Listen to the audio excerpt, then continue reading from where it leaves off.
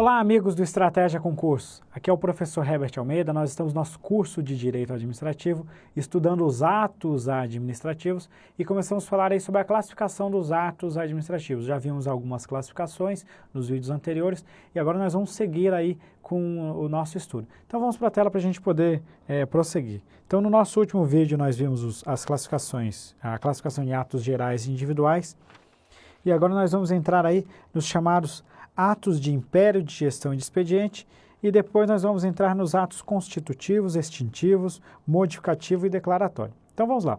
Atos de império. Desde já o termo império aqui ele ajuda bastante a gente a compreender do que se trata. O ato de império, basicamente, ele é aquele chamado ato de autoridade.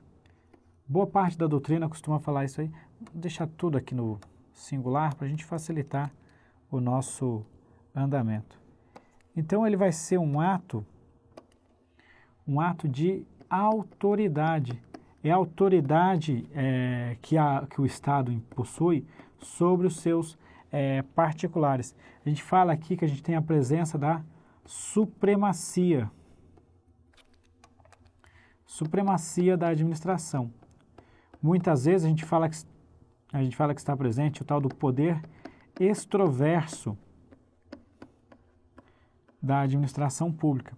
Então é por meio desses tipos de atos que a administração vai impor unilateralmente, ou seja, ela vai obrigar praticamente o particular a cumprir ou vai impor obrigações ao particular. Então impõe de forma unilateral as obrigações ou até mesmo as restrições. Exemplo típico disso aqui ocorre nos atos de polícia administrativa. Então, quando a administração impõe ali condicionamentos, atos disciplinares também, a gente vai ter muito aí a presença desse tipo de ato. Exemplo, para ficar mais fácil. Exemplo, uma desapropriação. A gente tem lá uma desapropriação de um imóvel, por exemplo, é um exemplo típico de ato de império. O Estado está vindo e está impondo isso aí. A aplicação de uma multa, de multa administrativa, especificamente aqui a multa administrativa. Então, são exemplos de atos de império. Então, vem para mim. O ato de império é o Estado agindo como Estado. É o Estado agindo aí com atos de autoridade. A gente está impondo obrigações aos seus destinatários. Então, quando a gente desapropria um imóvel, ainda que a pessoa não concorde com a desapropriação, o imóvel será desapropriado aí com fim público. Então, a gente tem a presença do princípio da supremacia do interesse público sobre o privado. É o poder extroverso, porque o Estado está impondo obrigações aos particulares, além da esfera jurídica do próprio Estado, está alcançando aí os seus destinatários, impondo restrições, impondo obrigações, ok? Foi para a tela. Além dos atos de império, muito tranquilo para a gente entender, a gente vai ter os chamados atos de gestão. O ato de gestão é muito simples a gente entender o seguinte, é a administração, ou seja, a própria administração pública, ela vai estar agindo aqui como gestora. Então, a administração como gestora de bens e serviços. Diferentemente dos atos de império, os atos de administração, eles não possuem, ou seja, eles são sem o uso, sem utilização da supremacia. Quer dizer que aqui não estão presentes as prerrogativas próprias da administração pública. Um exemplo, já vou adiantar para o exemplo, depois vou colocar uma última característica deles. O exemplo de ato de gestão, para ficar mais fácil, é a alienação. Alienação ou até mesmo a aquisição de bens. Nessa situação, veja que a administração pública está nada mais, nada menos do que administrando, do que atuando como gestora. Os atos negociais são aqueles que dependem aí, na maior parte das vezes, do pedido do particular, também são considerados atos de gestão. Então, vem para mim. No ato de gestão, a administração está atuando como gestora, ela está administrando seus bens. A gente não tem presença da supremacia porque a administração não está impondo obrigações, restrições aos particulares. A doutrina costuma falar que é o seguinte, os atos de gestão, na verdade, eles sempre, em todas as situações, eles podem ser enquadrados como atos da administração. No entanto, em muitos casos, a gente não pode dizer que eles são atos administrativos típicos, eles não são atos administrativos propriamente ditos. Por quê? Por exemplo, quando a gente tem uma alienação ou uma compra de bens, a gente tem uma relação bilateral. A gente tem o Estado se relaciona aí com o seu fornecedor, por exemplo. Então, a situação bilateral, a gente tem um contrato, a gente já viu que os contratos eles não se enquadram no conceito de ato administrativo típico. E seria ali uma situação mais ampla que normalmente não costuma ser tratado como ato administrativo. Então, a doutrina fala que os atos de gestão, na verdade, eles sempre serão atos da administração, mas somente em algumas situações eles são atos administrativos típicos. É o que vai ocorrer nos atos negociais, quando, por exemplo, a administração dá aí a autorização ou permissão de uso de um bem público. Então, isso aí é um ato negocial e esse aí, de fato, é um ato administrativo. Foi para a tela. Portanto, dentro disso que eu acabei de explicar, a gente pode dizer, então, que nem sempre... Olha uma boa questão de concurso aqui aparecendo.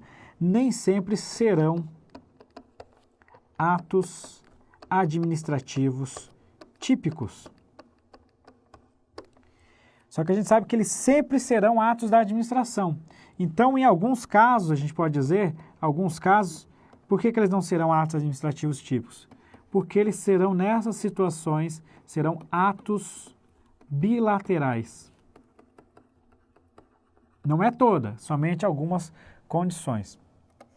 Então, muito tranquilo entender os atos de gestão. Por fim, pessoal, os atos de expediente são chamados atos de rotina interna. Atos de rotina interna. A característica principal desses atos aqui é a ausência de conteúdo decisório. Então, a gente não tem uma decisão propriamente dita quando a administração realiza um ato de expediente. Alguns exemplos para facilitar aí a memorização e a compreensão do conteúdo. A gente vai ter no protocolo de documentos. Veja que é um ato sem nenhum conteúdo decisório. Cadastro de informações, vamos dizer assim, de documento em um sistema informatizado. São situações que referem-se ao ato de expediente. Vem para mim.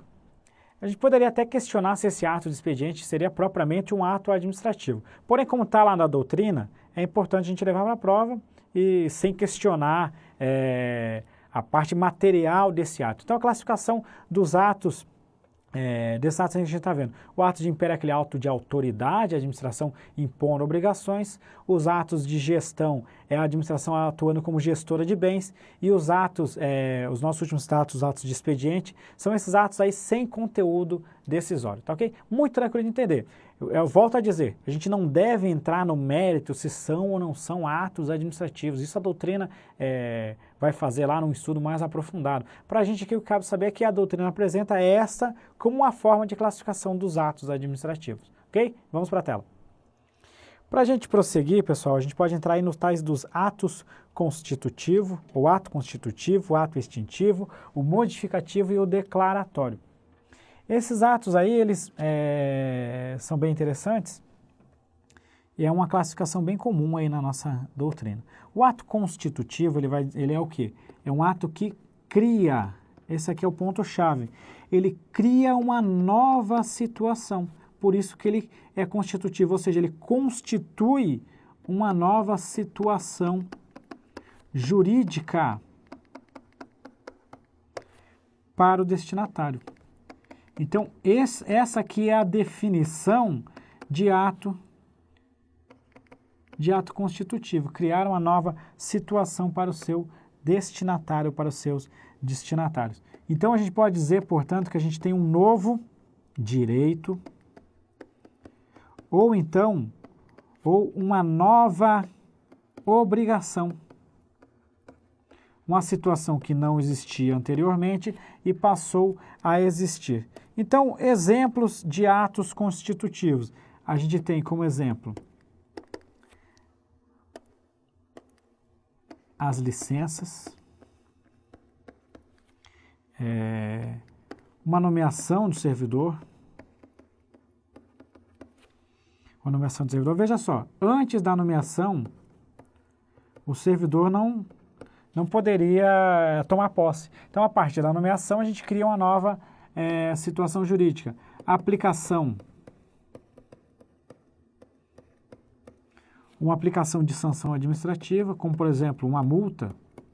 A partir daí, a gente tem uma obrigação. Então, a gente cria uma nova situação. Vem para mim. Então, a gente constitui uma nova situação. Isso é um ato constitutivo. Muito tranquilo. Foi para a tela. Ato extintivo. O ato extintivo é o contrário, não é? Se o constitutivo cria, o ato extintivo, ele extingue.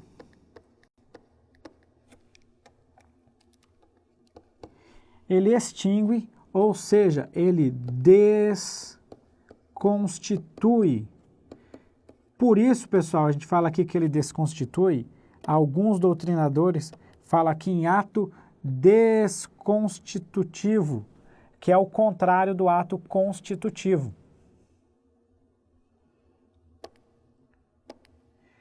Ele desconstitui direitos e obrigações.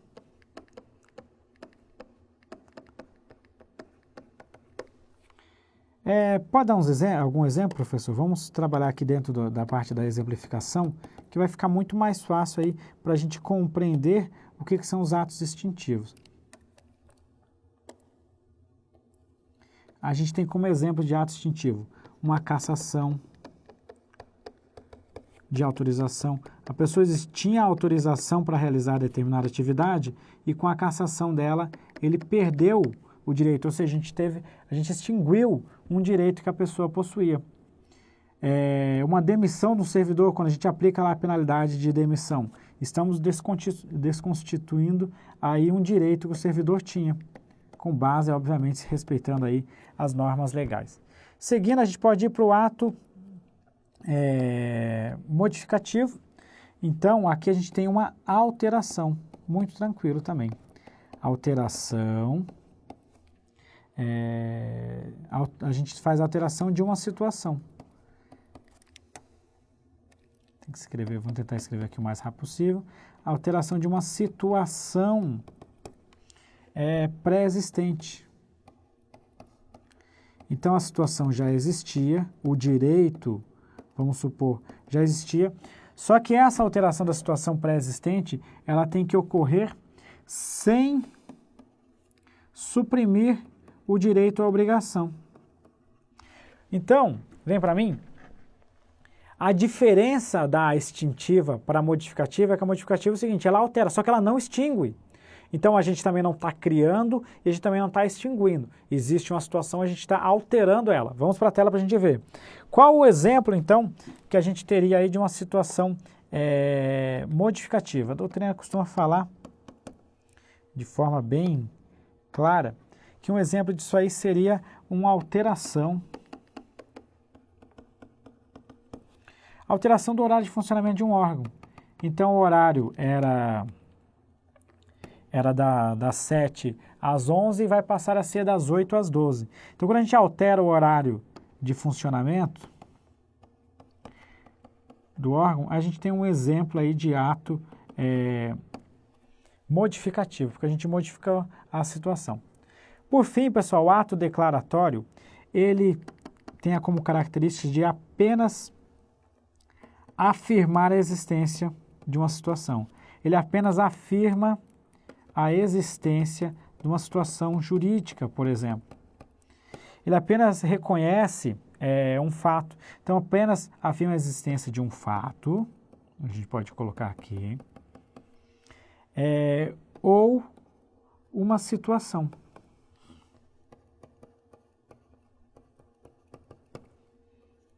Ou uma situação jurídica, e essa situação jurídica, ela é anterior.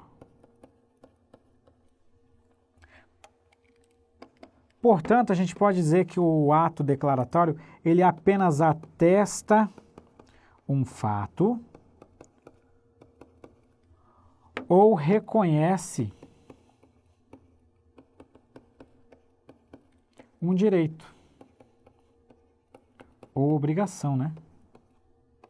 Então ele não está fazendo nada, ele não está modificando, ele não está alterando, ele não está extinguindo, ele está apenas atestando que existe. Vem para mim. O exemplo muito bom é quando a gente expede aí uma certidão. Por exemplo, uma certidão negativa de débitos. Veja só, você não possuía débito e esse ato ele só está reconhecendo, ó, não existe essa situação. Ele só está reconhecendo, ele apenas está atestando o fato. Então foi para a tela. Então nessa condição, a gente pode colocar aqui como exemplo desse tipo de ato a certidão. Vamos colocar aqui uma certidão negativa. Ela só vai reconhecer que você não tem um débito. Ou, por exemplo, um servidor que quer se aposentar, vai lá e solicita uma declaração de tempo de serviço. Ele passou no concurso público para o outro órgão e já está lá há algum tempo, já está há algum tempo em exercício, vem para mim, o servidor está lá há tantos anos em exercício e quer reconhecer lá o seu tempo de serviço em um outro órgão administrativo. Ele vai lá e requisita aí uma certidão de tempo de serviço, uma declaração, melhor dizendo, de tempo de serviço. Portanto, pessoal, foi para a tela para a gente fechar.